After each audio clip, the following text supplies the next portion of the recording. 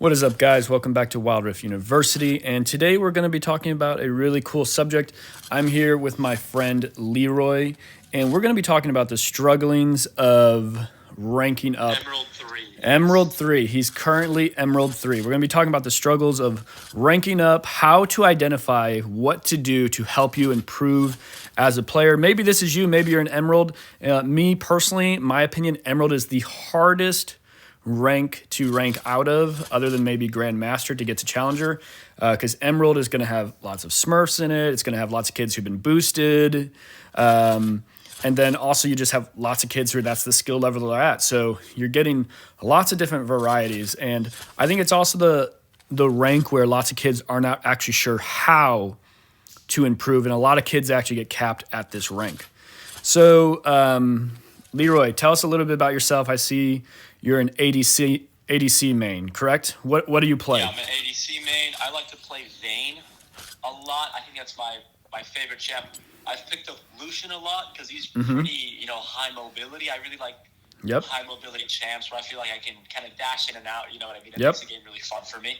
Yep. And I think I like Jinx a lot, man. I just feel like she's got a lot of power with the Rockets, and you can just really take over games with her. So I like her a lot. Those are my main three, I would say. Yeah, I'm looking at it right now. You have a 54% win rate on Vayne out of 350 matches, 57.5 out of Jinx out of 87 matches, 60% win rate on Misfortune out of 45 matches, 57% win rate on Ezreal with 35 matches, and a 58% on Twisted Fate, who his mechanics work a lot like an ADC. And then a 52% win rate on Lucian with 25 games. So you're playing the ADC role well as well, yet you still have a negative win rate. You're at 49.6 win rate right now for the current season.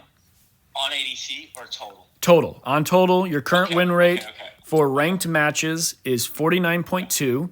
However, you do have a very strong KDA. So you have a 4.5 KDA. You have a good team fight participation of about 50%.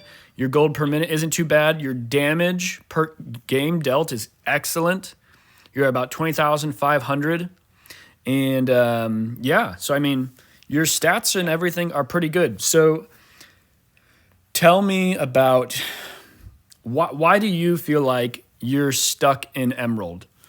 Because from what I can see, the highest you've ever been is Emerald 1. So why do you feel like you're stuck in Emerald? Because your stats are actually pretty good. Your win rates are pretty good, but you can't seem to get out of Emerald. So tell me what your thoughts are. So I think Emerald is that rank where people start to think that they know how to play. Okay. Yet we don't quite. We're close, but we don't quite understand. Like, this is how you play it. Okay. Right? This is how you really play Wild Rift, right? Yep. So you have a lot of kids that believe that they're really good, and some of them might be pretty good at what they do. Yep. But they're missing aspects like rotation is a big thing that I don't see a lot. I don't see a lot of rotation. I don't see a lot of just general teamwork and communication. Like, when you just kind of want a team fight, kids don't know should I go to Dragon, should I go to Baron, or should I push his tower? Yep. And then you get this moment where it's uncertainty, and you got some people picking one thing, other people picking another thing, and we don't have it quite just reined in yet. Right? Yep. And I feel like that's what I'm seeing a lot, and I'm seeing a lot of games that don't look organized. They just feel like they're just all over the place. Okay. And kids have an idea of what they're doing. Okay. They don't necessarily know how to do it just yet. Right? Okay. I get that. So talk to me. What, because I agree with like basically all the things you're saying right there. What do you feel like are, for you personally, the things that you struggle with the most when you play? Okay. As in my own gameplay, or as in like what I'm seeing in my games? Because in your game, first tell me why you think you're not ranking up. Why do you think you're not ranking up? So I'll tell you, a third of my games, I feel like kids will just feed it to to death. Like, there's no coming back from that game, to the point where it's just not even worth really playing out, right? Okay. So that happened a good portion of my matches, right? Okay. Where you really didn't do much wrong, but just, man, top lane's feeding heavy, or mid lane just fed heavy, or jungle just decided to go into everybody's lane and just feed their opponent, right? Okay. Then the other kind of good portion of the games, right? I feel like, I don't know, A, the other team will just stop you, or B, like, you guys will be to the point where you can win the game, Okay. but you just don't end up doing it because people don't know how to close. Okay. That's the biggest problem that I'm seeing, is kids don't know how to close. Either you guys are just getting stomped, or kids that know how to close. Okay. So And you feel like the main reasons you're not winning is kids feeding and kids not knowing how to close out the game. Kids not knowing how to close is it's huge. You feel like those are the two biggest reasons why you lose most of your games. Those are the two biggest reasons why I lose most of my games. Okay. Yeah. Okay. What do you feel like are the biggest reasons that you contribute to your team not winning games? Wow, that's a good question, man. See, I think that comes from me feeling like my team is trash. Therefore, I need to carry my team, right? Okay. And I feel like sometimes you can overstress yourself thinking, I need to get a ton of kills. Yep. And I need to carry this game, which can then cause you to make mistakes, right? Yep. So yeah, we kind of sit back and farm. Yeah, let me kind of like, we talked about this a little bit before we start recording and everything. A lot of times in the game, you have the kids who they feel like they need to carry the game, and so they're always playing roles and champions that they feel like can carry the game. And then because of past circumstances, they have a situation to where they're like, oh, I didn't get the kill, or I died early, and now I have to try and make up for the fact that I died. And then they overextend and they die again, and then they try even harder to make up for that, and then they die again. And then you run into basically a situation where that player is just like checked out. He's like, because he gets into a place where he gets tilted, and he's like, oh, this is the same thing as I always see. If I don't carry, we lose the game. So he starts to say like, well, I can't carry, so we're going to lose the game. Then the other player's like, this happens to me every single game. One of my teammates feed, this game's over. And then the whole team gets into a tilt phase, and then the game's usually over right after that. Okay? So we have those aspects of the game that obviously we can't change. You can't control whether or not your teammate feeds, whether your teammate doesn't. The only thing in which we talk about it a lot as well that you can control is what you personally do. So you're currently Emerald 3, and Emerald 1 is the highest rank that you've personally ever been. So the first thing I always try to tell people, and I even try to tell myself, is in every rank, it really doesn't matter. Especially because like with somebody like you have good stats. You have a 4.5 KDA, which is a good KDA. So it shows that your individual skill is high. You have a high individual skill that's better than the rank that you're in. Because most kids, once they hit their plateau rank, they don't have as high of KDAs. Their KDAs start to level out closer to the 3 and stuff like that when they're at the rank that like this is where they really belong. High 3s, low 4s. That's one thing I'll tell you, that when I do lose games, I don't go 0-5. I don't go 0-7. I don't go, I don't ever have those games, right?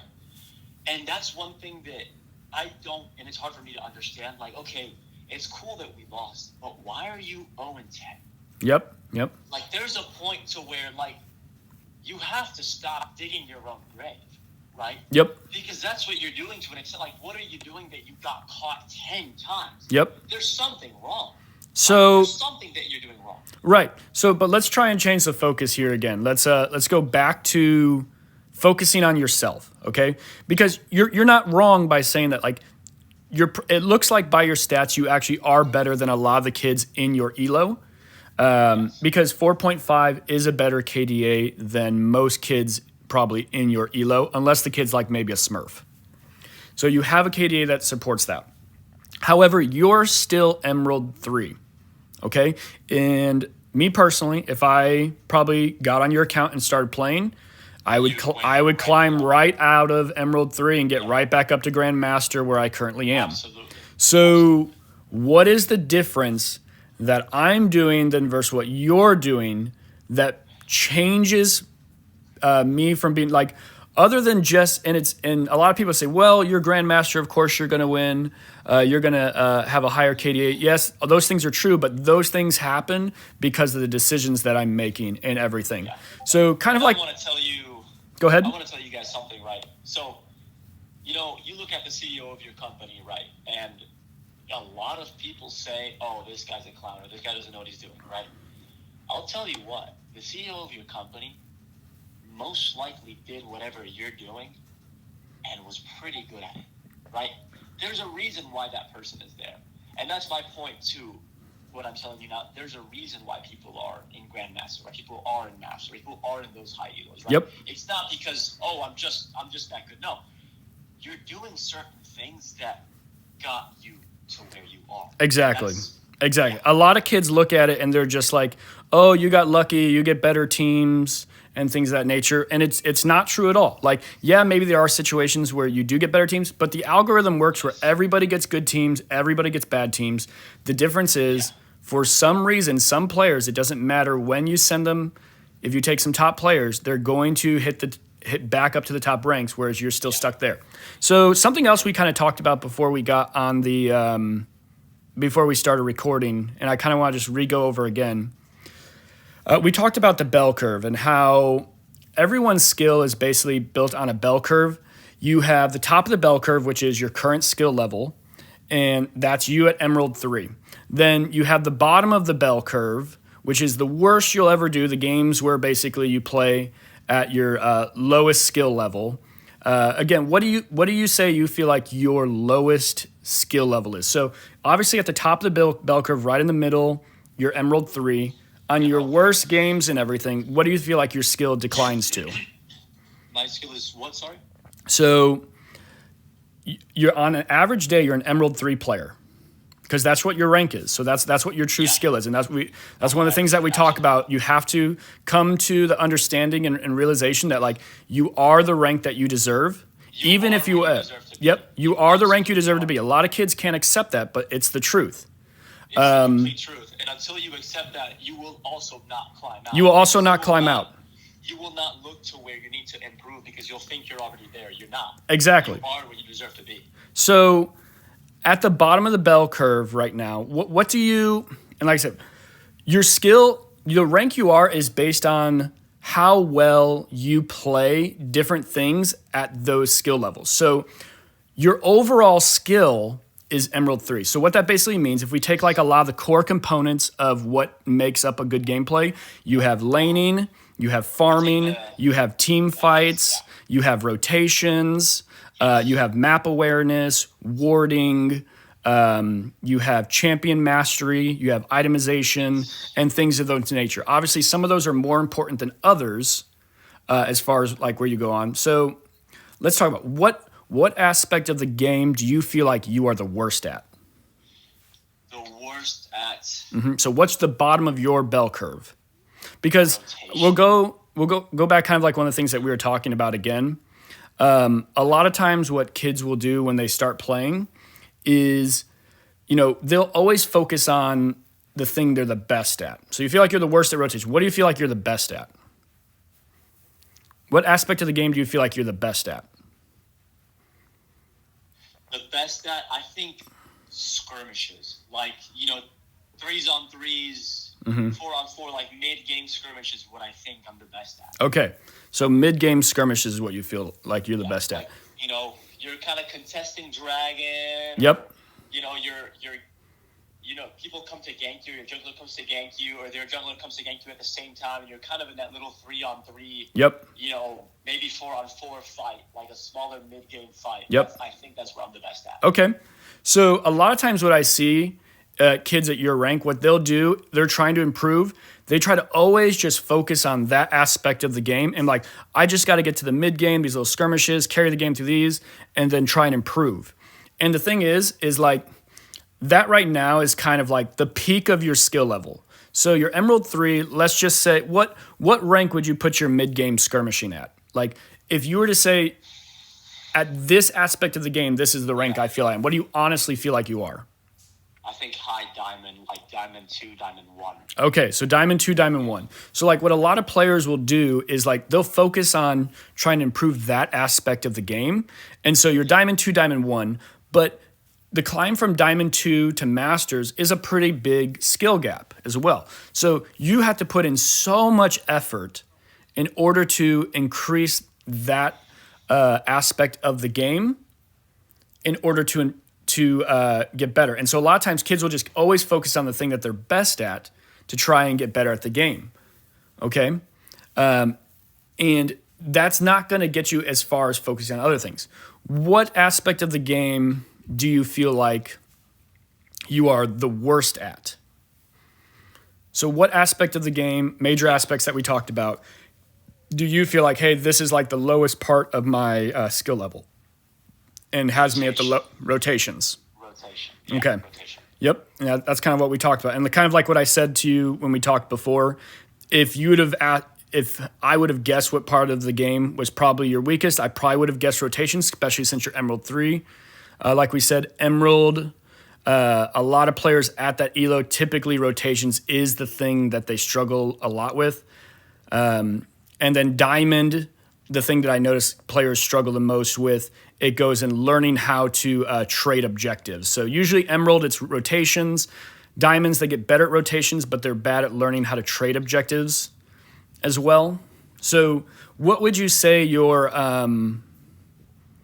skill level is at rotations? What would you put your rank of rotations? If your rank was based completely on your skill of rotations, where would you put yourself? Probably like low plat, like plat, maybe plat 3. Okay, so around the plat 4, plat 3 ratio. Yeah. Okay. And then where do you feel like you're actually at your skill level? So, sorry, what was that? What skill level? Yeah, what aspect of the game, of the major parts that we talked about, do you feel like I play this aspect of the game at an Emerald 3 level? Probably like laning. Okay. So what part of laning? Average laner. So what part of laning do you feel like you're good at? You're good at the trading, you're good at the farming. What are you good at? I'm good at farming. I feel like I focus on farm a lot, and especially because I'm used to playing champions like Vayne, who maybe are not so good in the early game. So Okay. I feel like farming is really the way that I get ahead, and Okay. just transition into my other champions. I like to make sure I don't miss minions, because it kind of, like, I don't like to miss minions unless I have to. Yeah, and at Emerald, like, just focusing on farm and making sure that you don't miss minions is a huge aspect of actually, like, improving and helping you win the game. The basic concepts of the game, like farming, pushing lanes, team fighting, rotating, just those very basic aspects can win you lots of games, especially in the lower elos, for sure. And a lot of times people will miss that. Now, kind of what I want you to realize, what we basically just did, which I think you already do realize because we talked about it a little bit before we started recording on how we could help you, is we identified 3 things. 1, we identified what you're best at, okay? You're best at skirmishing, mid-game skirmishes, the dragon fights, the little rotations to gank when the jungler ganks or counter gank or whatever. We've recognized that. We've focused on that. And like I said, what we want to do is not do what a lot of kids do, where all they do is focus on that aspect of the game. How can I get better at that? Your skill gap at improving that is going to be the most difficult thing for you to improve. Going back to the bell curve, you are a product, and your rank is a product of the overall average of all your skills. So the easiest thing to do, because you're already Emerald 3, taking that knowledge that you currently have and upgrading the lowest part of your skill gap to try and reach where you are, will overall help you win games. Because a lot of times people fail to realize that ranking up in Wild Rift, ranking up in League of Legends, it's about a grind. It's about slowly improving the small aspects of the game that will in turn into wins over time. So, in my opinion, the best thing for us to help you work on would be rotations. Exactly. Yeah. Exactly. So, what is it? And guys, this is how you improve at the game right here. If you're watching this video, if you're saying like, I don't know how to improve at the game, you need to identify, what am I the best at? What am I what would I consider my average rank at? And like, what am I the worst at? And then the thing you're going to have to realize is now you're going to have to start putting time and focus into this aspect of the game. And what will happen anytime you do this is actually at the start, you will initially start to play worse. And this is completely normal. And you can't get thrown off by this. Because Joel, I guarantee you that most likely, if you actually do implement these things that we talk about at the beginning, you probably will play a little bit worse. And the reason is because now your focus is going to be so much on rotations, other aspects of the game that you normally had more down pat will suffer a little bit because part of your attention span is going to be focusing on those things as well. And not only that, I think more than what normally should be, right? So what your attention span, what would take 20% of your attention span, right? Focusing on rotations, for example, will take 30% of my attention span. Exactly. Right? Exactly. 30% of my attention span because I'm less efficient at it than you are. Exactly. So like somebody who's grandmaster or challenger, the amount of attention span and brain power and focus they have to use to focus on rotations is going to be a very small portion compared to what somebody like you, to where you consider yourself what would you say, a plat 3, plat 4 rotation. The amount of focus you're going to have to do is going to impact that. Now, like I said, because you're going to have to put so much focus into it, what will happen is parts of the game that you're really strong at will possibly begin to suffer a little bit. So like your laning may be a little bit worse. Your mid-game skirmishes may end up being a little bit worse. But what will happen over time is if you don't quit and give up, that will actually get better. And the amount of focus you have to put on will start to decrease. And then the natural progression of how you used to play those other roles or those other parts of the game will come right back into fruition, and they'll actually improve themselves because you'll be able to add the positive aspects of those things to the game, which will make you a better player overall. It's just realizing that that's all part of the process. And by realizing it's part of the process of improving, you'll just become a better player overall as well. So what is it about rotations that makes you struggle? So first of all, I think I like roles like ADC because I don't feel like I have to rotate that much, at least not in the laning phase, right? Okay. In the laning phase, I think it's acceptable for me to just stay where I am and farm and try to just win my lane as much as I can, get as much gold as I can, get a few kills, right? Like keep them down. I feel like that's acceptable for me. And I feel like the only time I really have to rotate is maybe towards Dragon, right? Okay. So, but then when kind of that laning phase comes off, that especially during that after that mid-game phase when you're now in team fight stages, right? Mm-hmm. I feel like I don't know how to rotate there, right? I don't know. Okay. Like, should I go... where are we going? Are we going top? Are we going bot? Like, should I go chase this Zed that's split pushing over here and just try to kind of hold them off? Because if not, my team's going to lose because no one else is going to take care of him if I don't take care of him, right? Mm-hmm. Like, what to do in those little situations where, you don't really know what to do. Mm-hmm. What do I do about the split pushing Zed? No one else is going to, what do I do? Like, we just won a team fight. Do I go get Baron? Mm-hmm. Do I go push his tower, right? Mm-hmm. Do we go get Elder Drake or something of this sort, right? Mm-hmm. Those situations is where I feel like most of the people in my elo don't know. Mm-hmm. Right? So understand when to rotate to the Dragon, when to push a tower, when to do the Baron, when to stop the split push, when to push as a team, when to back off as a team type of rotations and overall. Correct? Okay. Yeah. So one of the biggest reasons why that is so difficult in Wild Rift and just League of Legends in general, it's because you don't get a lot of like repeat actions. Like for a specific situation in League of Legends and Wild Rift, you hardly ever get the exact same situation.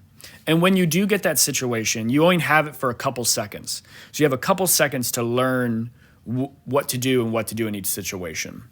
So there are some basic steps that you can do to help you improve at that, but it is also extremely situational. It's extremely situational. So it's always difficult to kind of like tell somebody like, oh, this is exactly what you do in every single situation, because it all does change. So what I typically, for basic, when do I rotate? When do I not rotate? There's basic fundamentals that I look for. One is, what value do I bring by staying where I currently am versus what value am I getting by staying where I am, or what value am I losing by staying where I currently am? And then I ask myself, do I gain more value by going to that other spot in the map? Or am I putting myself at a disadvantage by moving to this different spot in the map? So like, for example, like in some of my games, like you have maybe a team fight happening in the top lane and you're the bot lane, okay? So there's a team fight going on the top lane, you're bot lane right now, and you're near their bot lane jungle at their second tower. And I've seen this. I know this is a very exaggerated, your mic's kind of loud. Sorry about that. No, you're good. This is a very exaggerated example, but just kind of give you an idea. You're at their bot lane tower, and you have a minion wave with you, and there's just one minion wave in front of that tower, and all you have to do is clear that minion wave, and now you have access to attacking their tower. But your team is having a 4v5 fight all the way at the top lane near their second tower. And like I said, this is an exaggerated option, but I have seen this even in high-ranked games where the player will stop what they're doing and start to rotate towards that team fight. And so, like I said, exaggerated situation. But what you would do in that situation is say, okay, here's a team fight. Obviously, it would be great if I was over there because I could help my team win that team fight, but I'm not over there right now. So let me look at where I'm at. I'm by this tower. I could push this one wave and then have free damage to that tower that's right in front of me. If I walk all the way across the map to where my team is fighting right now, one, I'm probably not going to get there in time. Two, even if when I do get there, because my team's at a numbers disadvantage, maybe my team gets lucky and they win the team fight and I show up and I help clean up the last couple kills and we're easily able to push a tower. Or maybe it breaks off even, okay? But what the smart thing to do, like in that situation, be like, okay, I'm not going to rotate. I'm going to continue to push this tower, let my team fight. Oh, give me a second here. Looks like we just disconnected. There we go. Yeah, sorry, we disconnected. But yeah, so what the smart thing would do is like, I'm going to let my team fight. And then what you're hoping is that they realize since you're not there, they play passive. So that way you can push the tower until the enemy team's like, hey, we have to stop this Vayne. Let's just say you're playing Vayne from pushing. They send somebody back and now they have even numbers is what you could basically do. And then if your team is not being passive, you could also look at in the way of like, okay, I can't get there in time to stop my team from inting this, but because my team is inting this top lane fight, I'm not going to rotate across the whole map. I'm going to push this tower because my team is losing this fight top lane while I'm bot lane when they shouldn't be fighting. I'm going to take an objective while they take kills. And so you have to kind of look at it like that. And then like a reverse situation would be your mid lane, you're trying to push the mid lane tower, but you're all the way in the mid. And then the enemy team is fighting in their red jungler. Or their red jungle. So you want to push the mid lane, but your team starts to fight in their red jungle and you're literally dead center mid. Well, there, the correct situation is like, yeah, I'm going to rotate to that team fight because you staying mid lane basically you can kill 4 or 5 minions, if it's a cannon minion wave. Big whoop. But you can walk for about 4 seconds, join the team fight at their red, and possibly impact the game in a more impactful way. So you always have to look at the game in that situation. Like I said, it's always varies situation to situation, because there's going to be situations where what I said is the complete opposite, where you have to try and get to the opposite side of the map because the game's on the line. But for the most part, if you look at things from that perspective, it will give you a great guide as far as like how to rotate. And at the end of the day, look for the situation that brings the answer. Yeah. I impacted the way that I impacted the game in the best way that I could by doing this or by doing that. Right. Yep, exactly. And like I said, just looking at your stats right now, like I said, you have a good KDA, you have a good team fight participation, your damage per game is super high. All your stats basically say that like you know how to play the game. But if you improve your rotations, when to rotate with your team, when to say, nope, my team is making a bad decision and I can't get there in time to make an impact. And because I can't get there in time, the outcome of that is already predestined and predetermined. I'm going to take something else of value away on the map while that's happening. Yeah. And that will help your game snowball. Because let's say you were that bot lane and your team died. Well, if you decide to rotate, like, oh my gosh, my team's stupid, they're fighting, you can't get there in time, but you rotate anyways to maybe get there right at the end. And now it's just an even fight because you showed up, they stopped fighting, nobody else dies. You had 2 people who died, they had 1 person who died, but because you showed up, the fight completely stopped. But you wasted about 15 seconds it took to walk across the map when you could have taken the tower and just kept pinging your team to run away while you took the tower as well. Another thing that, I think I see a lot in the lower elos is like telling your teammates like, hey, wait up for me, and just typing in wait for me, group, bait, don't engage on a team fight. Those are going to be some of the big things. So I think what you should focus on is like how to rotate and watch your games, and in the situations where you do rotate and you don't rotate, look at the game and then ask yourself, was this a situation I should have rotated? Was this a situation I shouldn't have rotated? And you don't have to watch the whole game. Just think about like in your next couple games, think about the big 1 or 2 situations in the game where you're like, man, I should have rotated there, or man, I don't know if I should have rotated there. And then go back, watch the game, and ask yourself, should I have rotated? Okay, if I'm not supposed to rotate there, what should I have done to gain value instead? And my question is, right, so we've already set the fact that, man, let's say you already know, okay, are you expecting my team isn't great? My team doesn't really know exactly what they're doing. Right? Mm-hmm. Does that change my decision?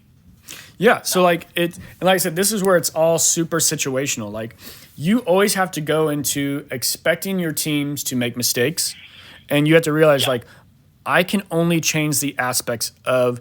It's not about getting better at the game. Isn't about winning. And I say this in a lot of my videos. You're not getting better at the game because your rank goes up. You're not getting better at the game because you won more games. You get better at the game when you learn concepts like we just talked about. Understanding those concepts and how they work are actually the things that make you get better at the game. Yeah. And so you need to deep dive into those concepts and ask yourself, okay, because once you do, that bottom half of your bell curve that is, according to you, plat 4, plat 3, if you get that all the way up to, let's say, like, instead of plat 4, plat 3, and you get it to emerald 4, now you're diamond.